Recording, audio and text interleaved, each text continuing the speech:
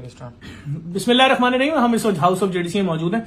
मेरे पास दो बुजुर्ग आए, जिसमें से एक बुजुर्ग ने बताया कि दूसरे बुजुर्ग को उनके बच्चों ने निकाल दिया और उन बुजुर्ग के बारे में क्या कुछ बोला। ऐसे लोग दुनिया में हाईलाइट होने चाहिए, लोगों के इल्म में आए कि जो अपने बाप के साथ इस किस्म के अल्फाज इस्तेमाल कर रहे हैं। हमारे तो कितने बुजुर्ग आ रहे होते हैं, हम बगैर वीडियो को उनको एडमिट कर रहे होते हैं। अस्सलाम वालेकुम सर। वालेकुम अस्सलाम। क्या सिलसिला सर? ये बुजुर्ग कब से आपके पास है? ये समझे 1 साल से ज्यादा हो गया मेरे पास हैं। ये कहाँ मिले थे आपको, क्या हुआ था? ये रोड पे मिले थे मुझे, तो फुटपाथ पे ये सो रहे थे। इन्होंने कहा कि एक कमरे का घर चाहिए। मैंने कहा आपकी फैमिली कितनी है, तो रोने लगे कि मुझे बच्चों ने घर से निकाल दिया। तो मैंने उनको सीने से लगा के अपने घर लिया और मैंने बिल्कुल अपने बाप की तरह इनकी खिदमत की है।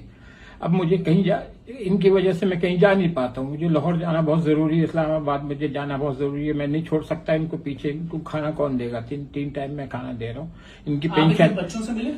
इनके बच्चों से मिले। बच्चों के पास गया था मैं, तो बच्चों ने कहा कि ले जाए इनको और ये मर जाए तो हमें नहीं बताइएगा। तो क्या करते हैं ये बच्चे? चार्टर्ड अकाउंटेंट है, क्या है पता क्या नहीं। करता है बेटा अंकल आपका? मेरे को वो कोई चीज बताता ही नहीं है। उससे मैंने एड्रेस मांगा, घर का एड्रेस दे दो। रास्ते में कहीं गिरा के मारा गया तो पर्स में एड्रेस में निकलेगा। बोले नहीं, कोई चीज नहीं, एड्रेस दे दो। 1 साल पहले इनके बेटे ने बोला कि ये मर जाए तो हमको बताना नहीं। फिर ये भी ईद पे गए थे, चांद रात को ही गए उससे मिलने के लिए, तो उसने गालियां बक के इनको भगा दिया। ये चांद रात पे गए थे मिलने के लिए उससे। मिलने गया था उसके बाद तो उसने मैं गाड़ी शुरू कर दी। गाड़ी जब होगी तो मेरा क्या, मैं नहीं, जो आदमी खड़े थे ना उन्होंने सुन लिया और मैं जरा उसमें था, ना सुन सका मैं। बोला जब मैं बाहर आया पानी वाले के पास तो बोलते उन्होंने बोला बाबा ये कितना बदतमीज बच्चा है। ये बेटा इनको गालियां बक रहा था कि ये कितना बड़ा बदतमीज बच्चा है। मैं क्या हो गया, आपने कैसे पहचाना? बोला ये गाली बक रहा था आपको। मैंने कहा मैंने सुना नहीं, मैं गुस्से में था या कहीं और मेरा ध्यान था, इसकी तरफ से हट गया था। तो बोला नहीं इसने गालियां बकी तुमको, हमने सुना है, हम खड़े हुए थे वहां पे।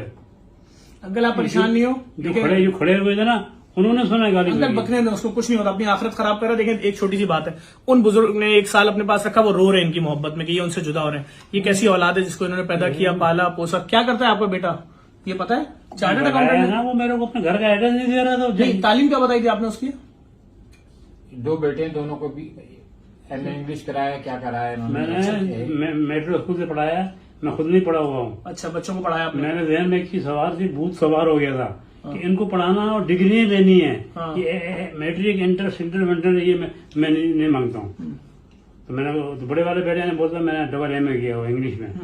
मेट्रो स्कूल नहीं है, वहां से पढ़वाया, डबल एमए किया। ठीक है, 2 बेटे और बेटियां हैं? बेटियां हैं। एक बेटी मेरी क्या नाम है, वो है क्या बोलते हैं उसको, इंतकाल कर गई वो। अच्छा, आर्मी के अंदर वो होती है ना। ठीक है, यानी 2 बेटे तो आपके हयात है ना? बेटे हैं। हमारे पास सर जिया भी मौजूद है, बहुत बड़ा नाम है पाकिस्तान का। सर क्या बोलेंगे ऐसे केसेस में? सामने सारे बेटे से आ जाओ कि जवान बाप, 2 जवान बेटों ने अपने बाप को घर से निकाल दिया। असल में पाकिस्तान का माशरा ना स्लोली डिटेरिएट कर गया है और यहाँ पे सिर्फ मटेरियल चीजों की वैल्यू बढ़ गई है, क्योंकि अब इनसे कुछ फायदा तो होगा नहीं किसी को, बुढ़े हो गए। तो बच्चों ने भी सोच लिया कि अब क्या फर्क पड़ता है, अब प्रॉफिट वाली चीज करें। आप यकीन करें सर, अब इन्होंने आज अपने जख्म दिखाए। आप कहाँ गिरे अभी आखिरी बार, कहाँ गिरे? मैं चलते जैसे गिरता ना तो लाजिम मुंह की वाली गिरूंगा या हाथ घुटने के बाद घुटने की सब निशान हैं। देख रहे हैं ये इनके 2 बेटे जिसके जवान हो सर, उसका बाप दर बदर की ठोकरें खा रहा है। एक तवा जल्दी तो आ जाता है, कभी आंख में भी लगा है। ये नहीं कि पैर में घुटने में लाजमी लगने की वजह से मजबूर नहीं आ सकता। अब्बा मुझे माफ कर दें, एक दफा घर तो आ जाए। रोसी रोड पे मेरा घर। कोई बात नहीं अंकल, अल्लाह ताला तो देख रहा है। सर आप यकीन करें, अभी मैं ये जहाँ जा रहे हैं, जो इनको हम रिहाइश देंगे, खाना पीना, बिल्डिंग, घर, पॉकेट मनी भी हम लोग देते हैं। बुजुर्ग जो शॉपिंग करना चाहें करें, सब चीजें वो मैं आपको आगे दिखाऊंगा।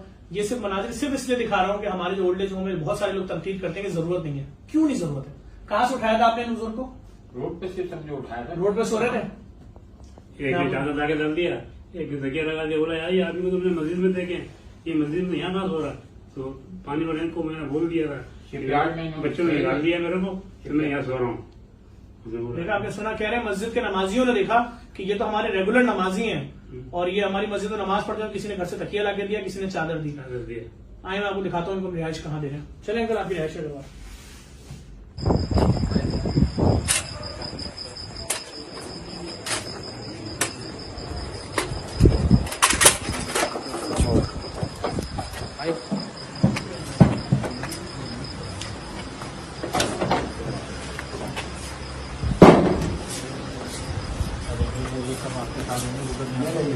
बेटा खैरियत से हो? ठीक ठाक हो?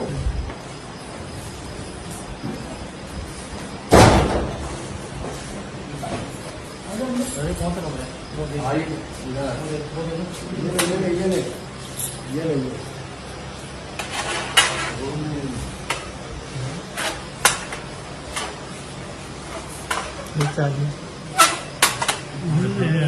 आइए इधर इधर चल इधर आइए इधर ये हमारा बड़ी